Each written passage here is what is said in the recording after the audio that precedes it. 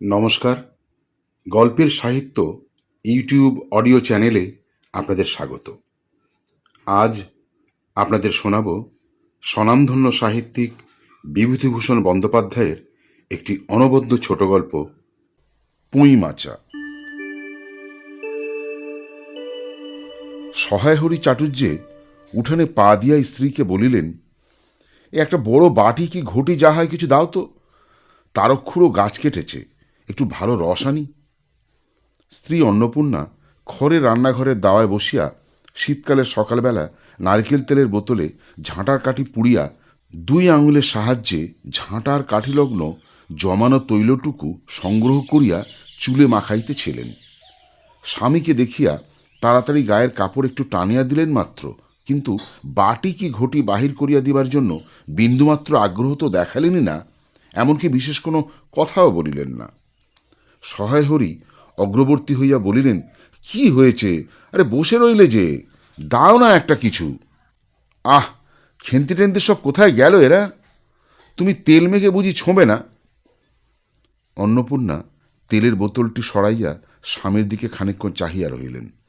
পরে অত্যন্ত শান্ত সুরে জিজ্ঞাসা করিলেন, তুমি মনে মনে কি ঠাউরেছ বলতে পারো? স্ত্রীর অতিরিক্ত রকমের শান্ত সুরে সহায়হরির মনে ভীতির সঞ্চার হইল। ইহা যে ঝড়ের অব্যবহিত পূর্বের আকাশের স্থির ভাবমাত্র, তাহা বুঝিয়া তিনি মরিয়া হইয়া ঝড়ের প্রতীক্ষায় রহিলেন। একটু আমতা আমতা করিয়া বলিলেন, কেন, কি, আবার কি? অন্নপূর্ণা পূর্বাপেক্ষাও শান্ত সুরে বলিলেন, দেখো, রঙ্গ করো না বলছি। ন্যাকামি করতে হয় অন্য সময় করো। তুমি কিছু জানো না, নাকি খোঁজ রাখো না? অত বড় মেয়ে যার ঘরে, সে মাছ ধরে আর রস খেয়ে দিন কাটায় কি করে তা বলতে পারো? গায়ে কি গুজব রটছে জানো? সহায়হরি আশ্চর্য হইয়া জিজ্ঞাসা করিলেন, কেন, কি গুজব? কি গুজব জিজ্ঞাসা করো গিয়ে চৌধুরীদের বাড়িতে। কেবল বাগদি দুলে পাড়ায় ঘুরে ঘুরে জন্ম কাটালে ওই ভদ্রলোকের গায়ে বাস করা যায় না। সমাজে থাকতে হলে সেই রকম মেনে চলতে হয়। সহায়হরি বিস্মিত হইয়া কি বলিতে যাইতেছিলেন, অন্নপূর্ণা পূর্বাবৎ সুরেই পুনর্বার বলিয়া উঠিলেন, এক ঘরে করবে গো, তোমাকে এক ঘরে করবে। কাল চৌধুরীদের চণ্ডীমণ্ডপে এসব কথা হয়েছে। আমাদের হাতে ছোঁয়া জল আর কেউ খাবে না। আশীর্বাদ হয়ে মেয়ের বিয়ে হলো না। ও নাকি উচ্ছগণ্ড করা মেয়ে। গাঁয়ের কোনো কাজে তোমাকে আর কেউ যেতে বলবে না। যাও, ভালোই হয়েছে তোমার। এখন গিয়ে দুলে বাড়ি বাগদি বাড়িতে উঠে বসে দিন কাটাও। সহায়হরি তাচ্ছিল্যের ভাব প্রকাশ করিয়া বলিলেন, এই এই আমি বলি, না জানি কি না কি ব্যাপার। এক ঘরে সবাই এক ঘরেই করেছেন, এবার বাকি আছেন কালীময় ঠাকুর। ওফ! অন্নপূর্ণা তেলে বেগুনে জ্বলিয়া উঠিলেন। কেন, তোমাকে এক ঘরে করতে বেশি কিছু লাগে নাকি? তুমি সমাজের মাথা, না একজন মাতব্বর লোক? চাল নেই, চুলো নেই, এক করার মুরদ নেই। চৌধুরীরা তোমায় এক ঘরে করবে, তার এমন কঠিন কথা কি? আর সত্যি তো, একদিকে ধাড়ি মেয়ে হয়ে উঠল। হঠাৎ স্বর নামাইয়া বলিলেন, হলো যে 15 বছরের, বাইরে কমিয়ে বলে বেড়ালে কি হবে? লোকের কি চোখ নেই? পুনরায় গলা উঠাইয়া বলিলেন, না বিয়ে দেবার গা আর না কিছু। আমি কি যাব পাত্র ঠিক করতে? সশরীরে যতক্ষণ স্ত্রীর সম্মুখে বর্তমান থাকিবেন, স্ত্রীর গলায় সুর ততক্ষণ কমিবার কোনো সম্ভাবনা নাই বুঝিয়া সহায়হরি দাওয়া হইতে তাড়াতাড়ি একটি কাঁসার বাটি উঠাইয়া লইয়া খিড়কি দুয়ার লক্ষ্য করিয়া যাত্রা করিলেন। কিন্তু খিড়কি দুয়ারের একটু এদিকে কি দেখিয়া হঠাৎ থামিয়া গেলেন এবং আনন্দপূর্ণ স্বরে বলিয়া উঠিলেন, এসব কি রে খেন্তিমা? এসব কোথা থেকে আনলি? উফ! এই যে 14-15 বছরের একটি মেয়ে আর 2টি ছোট ছোট মেয়ে পিছনে লইয়া বাড়ি ঢুকিল। তাহার হাতে এক বোঝা পুঁইশাক, ডাঁটাগুলি মোটা ও হলদে হলদে। চেহারা দেখিয়া মনে হয় কাহারা পাকা পুঁই গাছ উপড়াইয়া ফেলিয়া উঠোনের জঙ্গল তুলিয়া দিতেছিল। মেয়েটি তাহাদের উঠানের জঞ্জাল প্রাণপণে তুলিয়া আনিয়াছে। ছোট মেয়ে দুটির মধ্যে একজনের হাত খালি, অপরটির হাতে গোটা 2-3 পুঁই পাতা জড়ানো কোনো দ্রব্য। বড় মেয়েটি খুব লম্বা, গোলগাল চেহারা, মাথার চুলগুলো রুক্ষ ও অগোছালো, বাতাসে উড়িতেছে। মুখখানা খুব বড়, চোখ দুটো ডাগর ডাগর ও শান্ত। সরু সরু কাঁচের চুড়িখানা 2 পয়সা ডজনের একটি সেফটি পিন দিয়া একত্র করিয়া রাখিয়াছে। পিনটার বয়স খুঁজিতে চাইলে প্রাগৈতিহাসিক যুগে গিয়া পড়িতে হয়। এই বড় মেয়েটির নামই বোধ হয় খেন্তি, কারণ সে তাড়াতাড়ি পেছন ফিরিয়া তাহার পশ্চাৎবর্তিনীর হাত হইতে পুঁই পাকা জড়ানো দ্রব্যটি লইয়া মেলিয়া ধরিয়া বলিল, চিংড়ি মাছ বাবা, গয়াখুড়ির কাছ থেকে রাস্তায় নিলাম, দিতে চায় না, বলে তোমার বাবার কাছে আর দিনকার ধরুন 2 পয়সা বাকি আছে। আমি বললাম, দাও গয়া পিসি, আমার বাবা কি তোমার 2 পয়সা নিয়ে পালিয়ে যাবে? আর এই পুঁইশাকগুলো ঘাটের ধারে রায় কাকা বললে নিয়ে যা, কেমন মোটা মোটা না? অন্নপূর্ণা দাওয়া হইতে অত্যন্ত ঝাঁঝের সহিত চিৎকার করিয়া উঠিলেন, এই নিয়ে যা, নিয়ে যা। আহা, কি অমর্ত্যই তোমাকে তাড়া করেছে! পাকা পুইনাটা কাঠ হয়ে গিয়েছে, 2 দিন পরে ফেলে দিত ওরা। নিয়ে যা। আর উনি তখন ওই আগাছে উঠিয়ে নিয়ে এসেছেন। ভালোই হয়েছে, তাদের আর নিজেদের কষ্ট করে কাটতে হলো না। যত পাথুরে বোকা সব মরতে আসে আমার ঘাড়ে। ধাড়ি মেয়ে, এই তোকে বলে দিয়েছি না, বাড়ির বাইরে কোথাও পা দিও না। লজ্জা করে না এই পাড়া সে পাড়া করে বেড়াতে? বিয়ে হলে যে 4 ছেলের মা হয়ে যেতে। খাওয়ার নামে আর জ্ঞান থাকে না, না? কোথায় শাক, কোথায় বেগুন? আর একজন বেড়াচ্ছেন, কোথায় রস, কোথায় ছাই, কোথায় পাঁশ। ফেল বলছি, ওসব ফেল। মেয়েটি শান্ত অথচ ভয় মিশ্রিত দৃষ্টিতে মার দিকে চাহিয়া হাতের বাঁধন আলগা করিয়া দিল।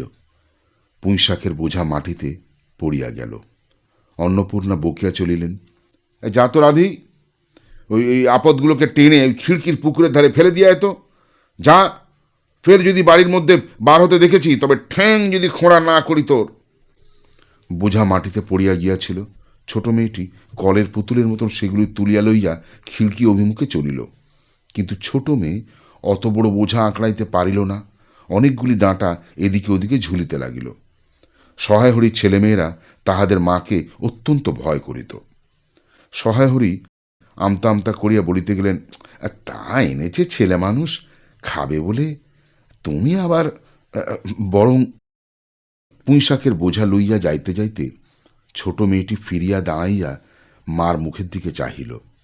অন্নপূর্ণা তাহার দিকে চাহিয়া বলিলেন, না না না, নিয়ে যা, নিয়ে যা, খেতে হবে না সব। মেয়ে মানুষের আবার অত নোলা কিসের? এক পাড়া থেকে আরেক পাড়ায় নিয়ে আসবে 2টি পাকা পুঁইশাক ভিক্ষে করে। যা যা, তুই যা, দূর হ, দূর হয় এখান থেকে। সহায় হরি বড় মেয়ের মুখের দিকে চাহিয়া দেখিলেন, তাহার চোখ দুটো জলে ভরিয়া আসিয়াছে। তার মনে বড় কষ্ট হইল। কিন্তু মেয়ের যতই স্বাদের জিনিস হোক, পুঁইশাকের পক্ষাবলম্বন করিয়া দুপুরবেলা স্ত্রীকে চটাইতে তিনি আদৌ সাহসী হইলেন না। নিঃশব্দে খিড়কি দৌড় দিয়া বাহির হইয়া গেলেন। বসিয়া রাঁধিতে রাঁধিতে বড় মেয়ের মুখের কাতর দৃষ্টির স্মরণে পরিবার সঙ্গে সঙ্গে অন্নপূর্ণা মনে পড়িল, গত অরন্দনের পূর্বদিন বাড়িতে পুঁইশাক রান্নার সময় খেন্তি আবদার করিয়া বলিয়াছিল, মা, অর্ধেকগুলো কিন্তু একা আমার, আর অর্ধেক সব মিলে তোমাদের। হ্যাঁ, বাড়িতে কেহ ছিল না। তিনি নিজে গিয়া উঠানের ও খিড়কির দোরের আশেপাশে যে ডাঁটা পড়িয়াছিল সেগুলি কুড়াইয়া লইয়া আসিলেন। বাকিগুলো কোড়ানো যায় না, ডোবার ধারের ছাই গাদায় ফেলিয়া দিয়াছে।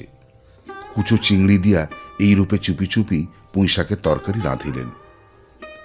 দুপুরবেলা খেন্তি পাতে পুঁইশাকের চচ্চড়ি দেখিয়া বিস্ময় ও আনন্দপূর্ণ ডাগর চোখে মায়ের দিকে ভয়ে ভয়ে চাহিল। 2-1 এদিক ওদিক ঘুরিয়া আসিতেই অন্নপূর্ণা দেখিলেন উক্ত পুঁইশাকের এক টুকরাও তাহার পাতে পড়িয়া নাই। পুঁইশাকের ওপর তাহার এই মেয়েটির কিরূপ লোভ তাহা তিনি জানিতেন। জিজ্ঞাসা করিলেন, কি রে খেন্তি, আর একটু চচ্চড়ি দিই? খেন্তি তৎক্ষণাৎ ঘাড় নাড়িয়া ও আনন্দজনক প্রস্তাব সমর্থন করিল। কি ভাবিয়া অন্নপূর্ণার চোখে জল আসিল। চাপিতে গিয়া তিনি চোখ উঁচু করিয়া চালের বাতায় গোঁজা ডালা হইতে শুকনো লঙ্কা পাড়িতে লাগিলেন।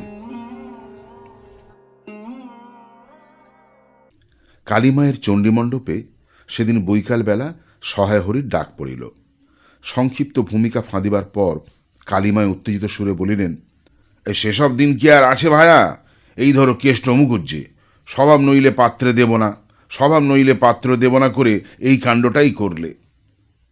অবশেষে কিনা হরির ছেলেটাকে ধরে পড়ে মেয়ের বিয়ে দেয় তবে রক্ষে। তার কি স্বভাব রাম বলো, 6-7 পুরুষে ভঙ্গ, পচা ক্ষত্রিয়। পরে সুর নরম করিয়া বলিলেন, তা সমাজের যেসব শাসনের দিন কি আর আছে? দিন দিন চলে যাচ্ছে। বেশি দূর যাই কেন, এই যে তোমার মেয়েটি 13 বছরের। সহায়হরি বাধা দিয়া বলিয়া গেলেন, না না, এই শ্রাবণে 13। আহা, 13 আর 16 তফাৎ কিসের শুনি? আর সে 13ই হোক আর চাই 16ই হোক, চাই 50ই হোক, তাতে আমাদের দরকার নেই। সে তোমার হিসেব তোমার কাছে। কিন্তু পাত্রর আশীর্বাদ হয়ে গেল, তুমি বেঁকে বসলে কি জন্য শুনি? ও তো একরকম উচ্চগণ্ড করা মেয়ে। আশীর্বাদ হওয়াও যা, বিয়ে হওয়াও তাই। 7 পাকের যা বাকি, এই তো। সমাজে বসে এসব কাজগুলো তুমি যে করবে আর আমরা বসে বসে দেখব, এ তুমি মনে ভেবো না ভাই। সমাজের বামুনদের যদি জাত মারবার ইচ্ছে না থাকে, মেয়ের বিয়ের বন্দোবস্ত করে ফেলো। পাত্র রাজপুত্তুর না হলে কি পাত্র মেলে না? গরিব মানুষ, দিতে থুতে পারবে না বলেই সীমন্ত মজুমদারের ছেলেকে ঠিক করে দিলাম। লেখাপড়া নাই বা জানলে, জজ ম্যাজিস্ট্রেট না হলে কি আর মানুষ হয় না? দিব্যি বাড়ি, বাগান, পুকুর। শুনলাম এবার নাকি কুঁড়িতে জমিতে 4টি আমন ধানও করেছে। ব্যাস রাজার হাল। 2 ভাইয়ের অভাব কি? ইতিহাসটা হইতেছে যে মনির গাঁয়ের উক্ত মজুমদার মহাশয়ের পুত্রটি কালিময়ী ঠিক করিয়া দেন। কেন কালিময় মাথা ব্যথা করিয়া সহায়হরির মেয়ের বিয়ের সম্বন্ধ মজুমদার মহাশয়ের ছেলের সঙ্গে ঠিক করিতে গেলেন, তাহার কারণ নির্দেশ করিতে যাইয়া কেহ বলেন যে কালিময় নাকি মজুমদার মহাশয়ের কাছে অনেক টাকা ঋণে আছেন, অনেক দিনের সুদ পর্যন্ত বাকি, শীঘ্র নালিশ হইবে ইত্যাদি। এই গুজব যে শুধু অবাস্তব তাহাই নয়, ইহার কোনো ভিত্তি আছে বলিয়াও মনে হয় না। ইহা দুষ্টপক্ষের রটনা মাত্র। যাহাই হোক, পাত্রপক্ষ আশীর্বাদ করিয়া যাওয়ার দিনকতক পরে সহায়হরি টের পান পাত্রটি কয়েক মাস পূর্বে নিজের গ্রামে কি একটা করিবার ফলে গ্রামের এক কুম্ভকার বধূর আত্মীয় স্বজনের হাতে বেদম প্রহার খাইয়া কিছুদিন নাকি শয্যাগত ছিল। এরকম পাত্রে মেয়ে দেবার প্রস্তাব মনোপুত না হওয়ায় সহায়হরি সে সম্বন্ধ ভাঙিয়া দেন। দিন 2 পরের কথা। সকালে উঠিয়া সহায়হরি উঠানে বাতাবি লেবুর গাছের ফাঁক দিয়া যেটুকু নিতান্ত কচি রাঙা রৌদ্রে আসিয়াছিল, তাহারই আতপে বসিয়া আপন মনে তামাক টানিতেছিলেন। বড় মেয়ে খেন্তি আসিয়া চুপি চুপি বলিল, বাবা যাবে না? মা ঘাটে গেল। সহায়হরি একবার বাড়ির পাশের ঘাটের দিকে কি জানি কেন চাহিয়া দেখিলেন, পরে নিম্নস্বরে বলিলেন, যা শিগগির শাবলখানা নিয়ে আয় তো দেখি। কথা শেষ করিয়া তিনি উৎকণ্ঠার সহিত জোরে জোরে তামাক টানিতে লাগিলেন এবং পুনরায় একবার কি জানি কেন খিড়কির দিকে সতর্ক দৃষ্টি নিক্ষেপ করিলেন। ইতিমধ্যে প্রকাণ্ড ভারী একটি লোহার শাবল 2 হাত দিয়া আঁকড়াইয়া ধরিয়া খেন্তি আসিয়া পড়িল। তৎপরে পিতা পুত্রীতে সন্তর্পণের সম্মুখের দরজা দিয়া বাহির হইয়া গেল। ইহাদের ভাব দেখিয়া মনে হইতেছিল ইহারা কাহারও ঘরে শীত কাটিবার উদ্দেশ্যে চলিয়াছে।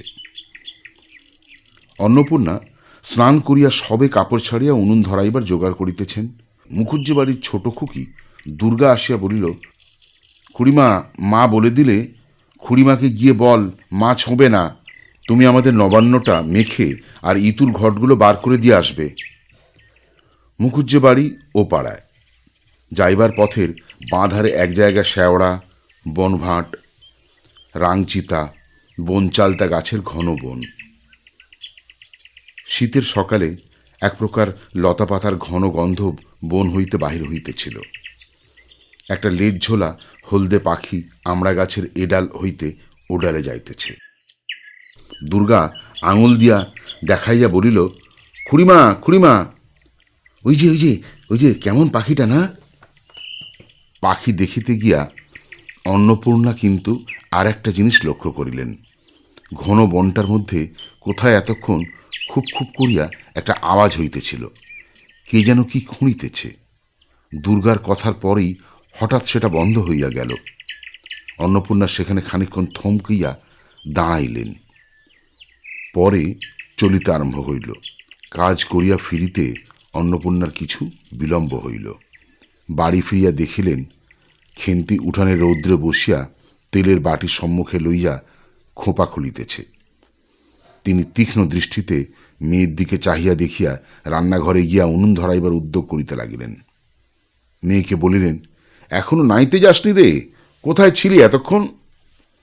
খেন্তি স্নান করিতে যাইবার একটুখানি পরেই সহায়হরি সোৎসাহে 15-16 ভারী একটা মেটে আলু ঘাড়ে করিয়া কোথা হইতে আসিয়া উপস্থিত হইলেন এবং সম্মুখে স্ত্রীকে দেখিয়া কৈফিয়তের দৃষ্টিতে সেই দিকে চাহিয়া বলিয়া উঠিলেন, ওই ওই ওপাড়ার ময়সা চৌকিদার রোজই বলে, কর্তা ঠাকুর, তোমার বাপ থাকতে তবু মাসে মাসে এদিকে তোমাদের পায়ের ধুলো পড়ত, তা আজকাল তো তোমরা আর আসো না।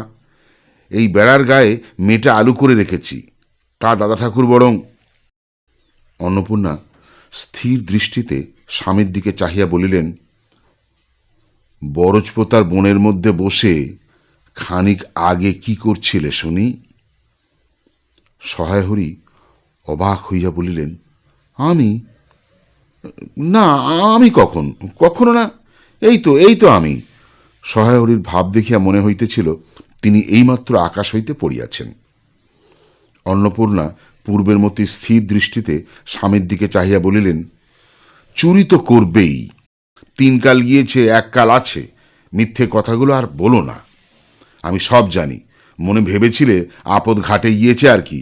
দুর্গার মা ডেকে পাঠিয়েছিল, ও পাড়ায় যাচ্ছি। শুনলাম বরজপাতার বনের মধ্যে কি সব খুব খুব শব্দ। আর তখনই আমি বুঝতে পেরেছি। সাড়া পেয়ে শব্দ বন্ধ হয়ে গেল। আর যেই আবার খানিক দূর গেলাম, আবার দেখি শব্দ। তোমার তো ইহকালও নেই, পরকালও নেই। চুরি করতে, ডাকাতি করতে যা ইচ্ছে করো, কিন্তু মেয়েটাকে আবার এর মধ্যে নিয়ে গিয়ে ওর মাথা খাওয়া কিসের জন্য? সহায়রী হাত নাড়িয়া বরজপোতায় তাহার উপস্থিত থাকার বিরুদ্ধে কতগুলি প্রমাণ উত্থাপন করিবার চেষ্টা করিতে গেলেন, কিন্তু স্ত্রীর চোখের দৃষ্টির সামনে তাহার বেশি কথাও যোগাইল না, বা কথিত উক্তিগুলির মধ্যে কোনো পূর্বাপর্য সম্বন্ধও খুঁজিয়া পাওয়া গেল না। আধ ঘণ্টা পরে খেন্তি স্নান সারিয়া বাড়ি ঢুকিল। সম্মুখস্থ মেটে আলুর দিকে একবার আর চোখে চাহিয়াই নিরীহ মুখে উঠানের আলনায় অত্যন্ত মনোযোগের সহিত কাপড় মিলিয়া দিতেছিল। অন্নপূর্ণা ডাকিলেন, খেন্তি, এদিকে একবার আয় তো, শুনে যা। মায়ের ডাক শুনিয়া খেন্তির মুখ শুকাইয়া গেল।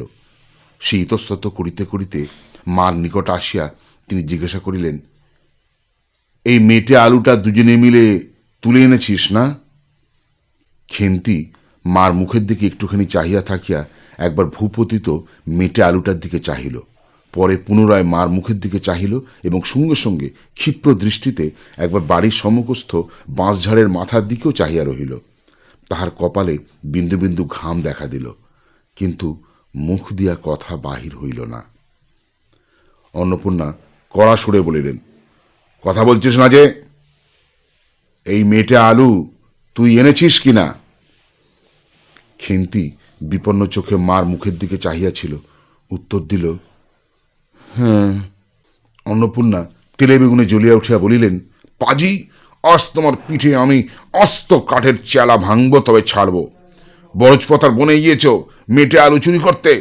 সমস্ত মেয়ে বিয়ে যোগ্য হয়ে গেছে, কোন কালে সেই এক গলা বিজন বন, তার মধ্যে দিন দুপুরে বাঘ লুকিয়ে থাকে, তার মধ্যে থেকে পরের আলু নিয়ে এলো তুলে। যদি গোসাইরা চৌকিদার ডেকে তোমায় ধরিয়ে দেয়, তোমার কোন শ্বশুর এসে তোমায় বাঁচাবে? আমার যা জোটে আমি তাই খাবো, না জোটে না খাবো, তারপরে পরের জিনিসে হাত। এ মেয়ে নিয়ে আমি কি করব মা? 2-3 দিন পরে একদিন বৈকালে ধুলামাটি মাখা হাতে খেন্তি মাকে আসিয়া বলিল, মা, মা, দেখবে এসো। অন্নপূর্ণা গিয়া দেখিলেন ভাঙা পাঁচিলের ধারে যে ছোট খোলা জমিতে কতগুলো পাথরকুচি ও কণ্টিকারির জঙ্গল হইয়াছিল, খেন্তি ছোট বোনটিকে লইয়া সেখানে মহা উৎসাহে তরকারির আওলাদ করিবার আয়োজন করিতেছে এবং ভবিষ্যম্ভাবী নানাবিধ কাল্পনিক ফলমূলের অগ্রদূত স্বরূপ বর্তমানে কেবল একটিমাত্র শীর্ণকায় পুঁইশাকের চারা কাপড়ের ফালির গ্রন্থিবন্ধনে বদ্ধ হইয়া ফাঁসি হইয়া যাওয়া আসামির মতন ঊর্ধ্বমুখে একখণ্ড শুষ্ক কঞ্চির গায়ে ঝুলিয়া রহিয়াছে। ফলমূলাদির অবশিষ্টগুলি আপাতত তার বড় মেয়ের মস্তিষ্কের মধ্যে অবস্থিতি করিতেছে, দিনের আলোয় এখনো বাহির হয় নাই। অন্নপূর্ণা হাসিয়া বলিলেন, দূর পাগলি, এখন পুঁইডাটা চারা পোতে কখনো? বর্ষাকালে পুঁততে হয়, এখন যে জল না পেয়ে মরে যাবে। খেন্তি বলল, কেন? আমি রোজ জল ঢালব। অন্নপূর্ণা বলিলেন, দেখ, হয়তো বেঁচেও যেতে পারে। আজকাল রাতে খুব শিশির হয়, শীত পড়িয়াছে। সকালে উঠিয়া সহায়হরি দেখিলেন তাহার দুই ছোট মেয়ে দোলাই গায়ে বাঁধিয়া রোদ উঠিবার প্রত্যাশায় উঠানের কাঁঠাল তলায় দাঁড়াইয়া আছে। একটা ভাঙা ঝুড়ি করিয়া খেন্তি শীতে কাঁপিতে কাঁপিতে মুখুজ্জে বাড়ি হইতে গোবর কুড়িয়া আনিল। সহায়হরি বলিলেন, হ্যাঁ মা খেন্তি, তা সকালে উঠে জামাটা গায়ে দিতে তোর কি হয় রে? দেখ দেখি, এই শীত। আচ্ছা দিচ্ছি বাবা। কই শীত? তেমন তো না। হ্যাঁ দে মা, এক্ষুনি দে। অসুখ বিসুখ 5 রকম হতে পারে, বুঝলি নে। সহায়হরি বাহির হইয়া গেলেন। ভাবিতে ভাবিতে গেলেন, তিনি কি অনেকদিন মেয়ের মুখে ভালো করিয়া চাহেন নাই? খেন্তির মুখ এমন সুশ্রী হইয়া উঠিয়াছে। আমার ইতিহাস নিম্নলিখিত রূপ। বহু বৎসর অতীত হইল। হরিপুরের রাসের মেলা হইতে সহায়হরি কালো সার্জের এই 2.5 টাকা মূল্যের জামাটি ক্রয় করিয়া আনেন। ছিঁড়িয়া যাইবার পর তাহাতে কতবার রিপু ইত্যাদি করা হইয়াছিল, সম্প্রতি গত বৎসর হইতে খেন্তির স্বাস্থ্যোন্নতি হওয়ার দরুন জামাটি তাহার গায়ে আর হয় না। সংসারের এসব খোঁজ সহায়হরি কখনো রাখিতেন না। জামার বর্তমান অবস্থা অন্নপূর্ণারও জানা ছিল না। খেন্তির নিজস্ব ভাঙা টিনের তরঙ্গের মধ্যেই উহা থাকিত।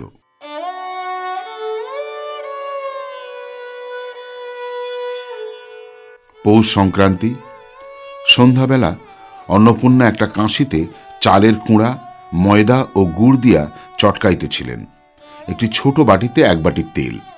খেন্তি কুরুনির নিচে একটা কড়ার পাতা পাড়িয়া 1 মালা নারিকেল কুড়িতেছে। অন্নপূর্ণা প্রথমে খেন্তির সাহায্য লইতে স্বীকৃত হন নাই, কারণ সে যেখানে সেখানে বসে, বনে বাজারে ঘুরিয়া ফেরে, তাহার কাপড় চোপড় শাস্ত্রসম্মত ও সূচি নহে। অবশেষে খেন্তি নিতান্ত ধরিয়া পড়ায় হাত পা ধুইয়া ও শুদ্ধ কাপড় পরিয়া তাহাকে বর্তমান পদে নিযুক্ত করিয়াছে। ময়দার গোলা মাখা শেষ হইলে অন্নপূর্ণা উনুনে খোলা চাবাইতে যাইতেছেন। ছোট মেয়ে রাধা হঠাৎ ডান হাতখানা পাতিয়া বলিল, মা, ওই একটু। অন্নপূর্ণা বড় গামলাটা হইতে একটুখানি গোলা তুলিয়া লইয়া হাতের আঙুল 5টি দ্বারা একটি বিশেষ মুদ্রা রচনা করিয়া সেটুকু রাধার প্রসারিত হাতের ওপর দিলেন। মেজ মেয়ে পুঁটি অমনি ডান হাতখানা কাপড়ে তাড়াতাড়ি মুছিয়া লইয়া মার সামনে পাতিয়া বলিল, মা, আমায় একটু। খেন্তি সূচি বস্ত্রে নারিকেল কুড়িতে কুড়িতে লুব্ধ নেত্রে মধ্যে মধ্যে এদিক ওদিক চাহিতেছিল। এ সময় খাইতে চাওয়ায় মা পাছে বকে, সেই ভয়ে চুপ করিয়া রহিল। অন্নপূর্ণা বলিলেন, দেখি নিয়া খেন্তি ওই নারকেল মালাটা, ওতে তোর জন্য একটু রাখি। খেন্তি ক্ষিপ্র হস্তে নারকেলের ওপরে মালাখানা যাহাতে ফুটা নাই সেখানা সরাইয়া দিল। অন্নপূর্ণা তাহাতে একটু বেশি করিয়া গোলা ঢালিয়া দিলেন। মেজ মেয়ে পুঁটি বলিল, জ্যাঠাইমারা অনেকখানি দুধ নিয়েছে, রাঙা দিদি ক্ষীর তৈরি করছিল, ওদের অনেক রকম হবে না মা? খেন্তি মুখ তুলিয়া বলিল, এবেলা আবার হবে নাকি? ওরা তো ওবেলা ব্রাহ্মণ নেমন্তন্ন করেছিল, সুরেশ কাকাকে আর ও পাড়ার তিনুর বাবাকে। ওবেলা তো পায়েস, ঝোল পুলি, মুক্তুক্তি এইসব হয়েছে। পুঁটি জিজ্ঞাসা করিল, হ্যাঁ মা, ক্ষীর নইলে নাকি পাটিসাপটা হয় না? খেঁদি বলছিল, ক্ষীরের পুর না হলে কি পাটিসাপটা হয়? আমি বললাম, কেন? আমার মা তো শুধু নারকেলে ছাই দিয়েই করে, সে তো কেমন লাগে খেতে। অন্নপূর্ণা বেগুনের বোঁটায় একটুখানি তেল লইয়া খোলায় মাখাইতে মাখাইতে প্রশ্নের সদুত্তর খুঁজিতে লাগিলেন। খেন্তি বলিল, খেঁদির ওইসব কথা, খেদির মা তো ভারী পিঠে করে কি না? ক্ষীরের পুর দিয়ে ঘিয়ে ভাজলেই কি আর পিঠে হলো?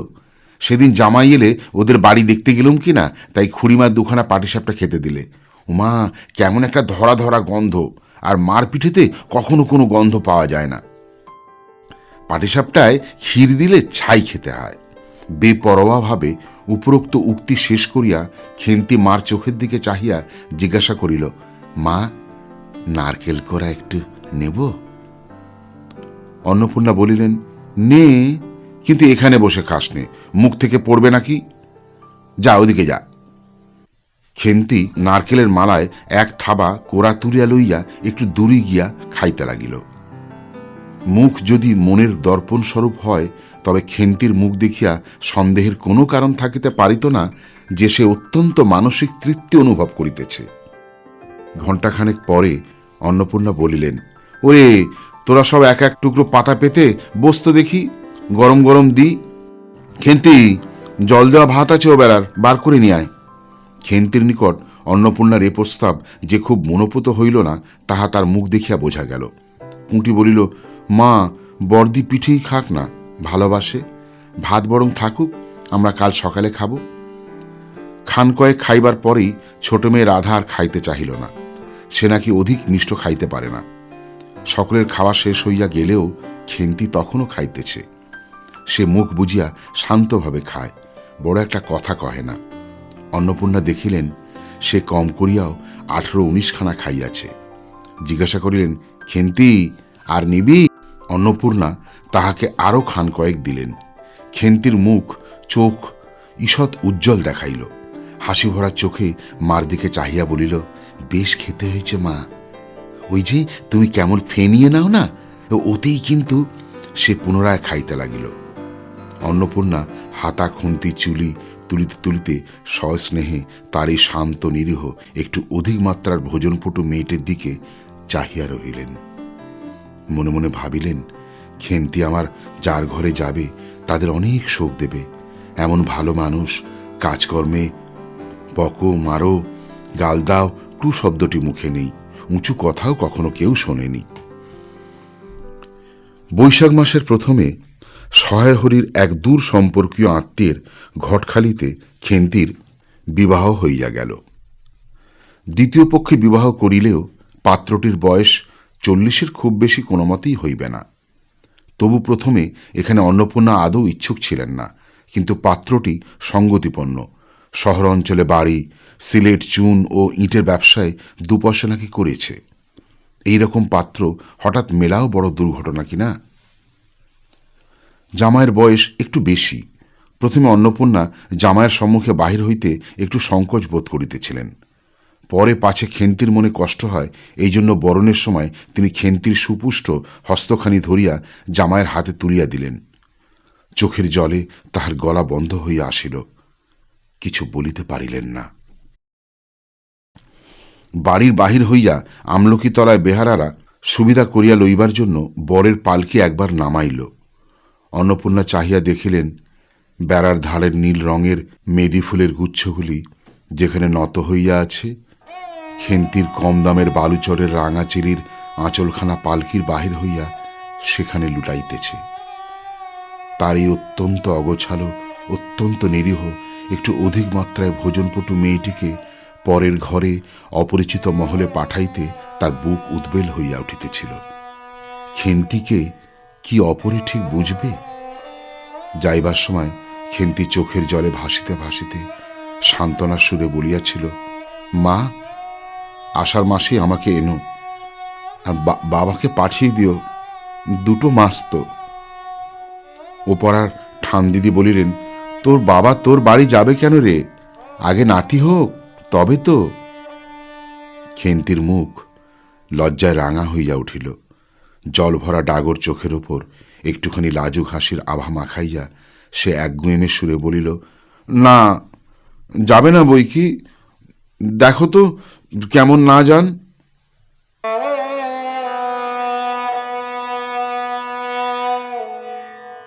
ফাল্গুন চৈত্র মাসের বৈকালবেলা উঠানের মাচায় রৌদ্র দেওয়া আমসত্ত্ব তুলিতে তুলিতে অন্নপূর্ণার মন হু হু করিত। তার অনাচারী লোভী মেয়েটি আজ বাড়িতে নাই যে। কোথা হইতে বেড়াইয়া আসিয়া লজ্জাহীনার মতো হাতখানি পাতিয়া মিনতিস্বরে অমনি বলিবে, মা বলবো একটা কথা, ওই কোণটা ছিঁড়ে একটুখানি। 1 বছরের ওপর হইয়া গিয়াছে। পুনরায় আষাঢ় মাস, বর্ষা বেশ নামিয়াছে। ঘরের দাওয়ায় বসিয়া সহায় হরি প্রতিবেশী বিষ্ণু সরকারের সহিত কথা বলিতেছেন। সহায় হরি তামাক সাজিতে সাজিতে বলিলেন, ও তুমি ধরে রাখো, এরকমই হবেই দাদা। আমাদের অবস্থা লোকের ওর চেয়ে ভালো আর কি জুটবে বলো। বিষ্ণু সরকার তালপাতার চাটাইয়ের ওপর উবু হইয়া বসিয়াছিলেন। দূর হইতে দেখিলে মনে হইবার কথা তিনি রুটি করিবার জন্য ময়দা চটকাইতেছেন। গলা পরিষ্কার করিয়া বলিলেন, না সব তো আর তাছাড়া আমি যা দেব নগদই দেব। তোমার মেয়েটির হয়েছিল কি? সহায় হরি হুঁকাটায় 5-6টি টান দিয়া কাশিতে কাশিতে বলিলেন, বসন্ত বসন্ত হয়েছিল শুনলাম। ব্যাপার কি দাঁড়ালো বুঝলে, মেয়ে তো কিছুতে পাঠাতে চায় না। 250 আন্দাজ টাকা বাকি ছিল, বললে ও টাকা আগে দাও তবে মেয়ে নিয়ে যাও। একেবারে চামার। তারপর বললাম, টাকাটা ভায়া ক্রমে ক্রমে দিচ্ছি, পুজোর তত্ত্ব কম করেও 30টি টাকার কম হবে না। ভেবে দেখলাম কিনা, মেয়ের নানা নিন্দে ওঠালে, ছোট লোকের মেয়ের মতন চাল, হাবাতে ঘরের মতো খাই খাই, আরো কত কি। পৌষ মাসে দেখতে গেলাম, মেয়েটাকে ফেলে থাকতে পারতাম না বুঝলে। সহায় হরি হঠাৎ কথা বন্ধ করিয়া জোরে জোরে মিনিট কতক ধরিয়া হুঁকায় টান দিতে দিতে লাগিলেন। কিছুক্ষণ দুজনের কোনো কথা শোনা গেল না। অল্পক্ষণ পরে বিষ্ণু সরকার বলিলেন, তারপর? আমার স্ত্রী অত্যন্ত কান্নাকাটি করাতে পৌষ মাসে দেখতে গেলাম। মেয়েটার যে অবস্থা করেছে, শাশুড়িটা শুনিয়ে শুনিয়ে বলতে লাগলো, না জেনে শুনে ছোট লোকের সঙ্গে কুটুম্বিতে করলেই এরকম হয়। যেমনি মেয়ে তেমনি বাপ। পৌষ মাসের দিন মেয়ে দেখতে এলেন শুধু হাতে। পরে বিষ্ণু সরকারের দিকে চাহিয়া বলিলেন, বলি আমরা ছোট লোক কি বড় লোক, তোমরা তো সরকার খুঁড়ো জানতে বাকি নেই। বলি পরমেশ্বর চাটুর্যের নামে নীলকুঠির আমলে এ অঞ্চলে বাঘে গরুতে 1 ঘাটে জল খেয়েছে। আজ না হয় আমি। প্রাচীন আভিজাত্যের গৌরবে সহায় হরি শুষ্ক সুরে হাহা করিয়া খানিকটা শুষ্ক হাস্য করিলেন। বিষ্ণু সরকার সমর্থন সূচক একটা অস্পষ্ট শব্দ করিয়া বার কত ঘাড় নাড়িলেন। তারপর ফাল্গুন মাসেই তার বসন্ত হল। এমন চামার, বসন্ত গায়ে বেরোতেই টালায় আমার এক দূর সম্পর্কের বোন আছে। একবার কালীঘাটে ওই পুজো দিতে এসে তার খোঁজ পেয়েছিলাম। তারই ওখানে ফেলে রেখে গেল। আমায় না একটা সংবাদ না কিছু। তারা আমায় সংবাদ দেয়, তারপর আমি গিয়ে দেখতে পাওনি। না, এমনি চামার, গয়নাগুলো অসুখ অবস্থায় গা থেকে খুলে নিয়ে তবে টালায় পাঠিয়ে দিয়েছে। যাক, তা চলো যাওয়া যাক, বেলা হয়ে গেল। চার কি ঠিক করলে? এই পিঁপড়ের টোপে মুড়ির চার তো সুবিধা হবে তো। তারপর কয়েক মাস কাটিয়া গিয়াছে। আজ আবার পৌষ পার্বণের দিন। এবার পৌষ মাসের শেষাশেষি এত শীত পড়িয়াছে যে অত্যন্ত বৃদ্ধ লোকেরাও বলাবলি করিতেছেন যে এরূপ শীত তাহারা কখনো জ্ঞানে দেখেন নাই। সন্ধ্যার সময় রান্নাঘরের মধ্যে বসিয়া অন্নপূর্ণা সরু চাকলি পিঠের জন্য চালের গুঁড়ার গোলা তৈরি করিতেছেন। পুঁটি ও রাধি উনানের পাশে বসিয়া আগুন পোহাইতেছেন। রাধি বলিতেছেন, আর একটু জল দিতে হবে মা, অত ঘন করে ফেললে কেন? পুঁটি বলিল, আচ্ছা মা, ওতে একটু নুন দিলে হয় না? ও মা, দেখো মা, রাধির দোড়াই কোথায় ঝুলছে, এখনই ধরে উঠবে। অন্নপূর্ণা বলিয়া উঠিলেন, এই সরে বসো না, আগুনের ঘাড়ে গিয়ে না বসলে কি আগুন পোহানো হয় না? এদিকায়। গোলা তৈরি হইয়া গেল। খোলা আগুনে চড়াইয়া অন্নপূর্ণা গোলা ঢালিয়া মুচি দিয়া চাপিয়া ধরিলেন। দেখিতে দেখিতে মিঠে আঁচে পিঠা টোপরের মতন ফুলিয়া উঠিল। পুঁটি বলিল, মা দাও। প্রথম পিঠাখানা কানাচে শাঁস ওষ্ঠেকে ফেলে দিয়ে আসি। হ্যাঁ? অন্নপূর্ণা বলিলেন, একা যাস নে, রাধিকে নিয়ে যা। খুব জ্যোৎস্না উঠেছিল। বাড়ির পিছনে সাঁড়া গাছের ঝোপের মাথায় তেলাকচুলতার থলো থলো সাদা ফুলের মধ্যে জ্যোৎস্না আটকাইয়া রহিয়াছে। পুঁটি ও রাধি খিড়কির দোর খুলিতেই একটা শিয়াল শুকনো পাতায় খসখস শব্দ করিতে করিতে ঘন ঝোপের মধ্যে ছুটিয়া পলাইল। পুঁটি পিঠাখানা জোর করিয়া ছুঁড়িয়া ঝোপের মাথায় ফেলিয়া দিল। তাহার পর চারিধারে নির্জন বাঁশবনের নিস্তব্ধতায় ভয় পাইয়া ছেলে মানুষ পিছু হটিয়া আসিয়া খিড়কির দরজার মধ্যে ঢুকিয়া পড়িয়া তাড়াতাড়ি দ্বার বন্ধ করিয়া দিল। পুঁটি ও রাধি ফিরিয়া আসিলে অন্নপূর্ণা জিজ্ঞাসা করিলেন, দিলি? পুঁটি বলিল, হ্যাঁ মা, তুমি আর বছর যেখান থেকে নেবুর চারা তুলে এনেছিলে সেখানে ফেলে দিলাম। তারপর সে রাত্রে অনেকক্ষণ কাটিয়া গেল। পিঠা গড়া প্রায় শেষ হইয়া আসিয়াছে। রাত তখন খুব বেশি। জ্যোৎস্নার আলোয় বাড়ির পিছনের বনে অনেকক্ষণ ধরিয়া একটা কাঠঠোকরা পাখি ঠকর ঠকর শব্দ করিতেছিল। তাহার স্বরটাও যেন ক্রমে তন্দ্রালু হইয়া পড়িতেছে। দুই বোনের খাইবার জন্য কলার পাতা চিরিতে চিরিতে পুঁটি অন্যমনস্কভাবে হঠাৎ বলিয়া উঠিল, দিদি বড় ভালোবাসত না মা? তিনজনেই খানিকক্ষণ নির্বাক হইয়া বসিয়া রহিল।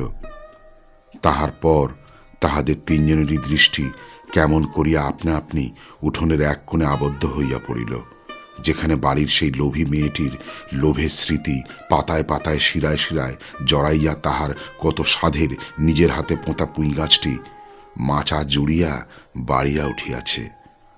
বর্ষার জল ও কার্তিক মাসের শিশির লইয়া কচি কচি সবুজ ডগাগুলি মাচাতে সব ধরে নাই, মাচা হইতে বাহির হইয়া দুলিতেছে সুপুষ্ট নধর প্রবর্ধমান জীবনের লাবণ্যে ভরপুর।